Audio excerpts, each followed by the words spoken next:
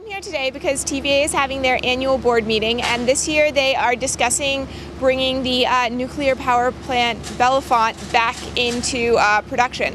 Actually, it's never been in production before. They built this back in the 60s, but they haven't ever used it to produce any power. So it seems really ludicrous that in 2011 we're relying on zombie reactors that have been created years and years ago and aren't really living but aren't really dead.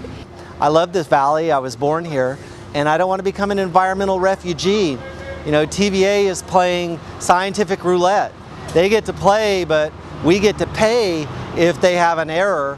And their nuclear power program throughout their history has been plagued with problems. Browns Ferry came closer to a full meltdown than 3 Mile Island.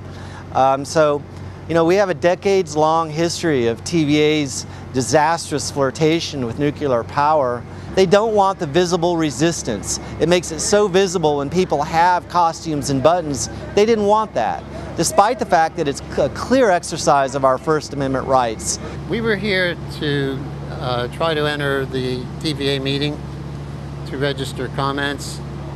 I'm dressed as Benjamin Franklin. And one of the points I was going to make was, you know, penny saved is a penny earned, and that's scalable. They've already sunk $4.5 billion into this, projected another $4.5 billion. I think that there should be more public input and more public awareness of what is going on. A couple days ago, TVA said that, you know what, people had to wear a suit and tie to get into their meeting, which is really ridiculous. They're limiting our First Amendment rights by saying how we have to dress and present ourselves in order to be considered. The particles that are going to be coming out of this reactor, if it's created, aren't going to only affect people in business suits. They're going to affect everyone. And so I think it's really important that we say, listen up, TVA. Where everybody's voice counts. They need to let this program die before it kills the utility and it drives up all of our rate bases, which it's done in the past.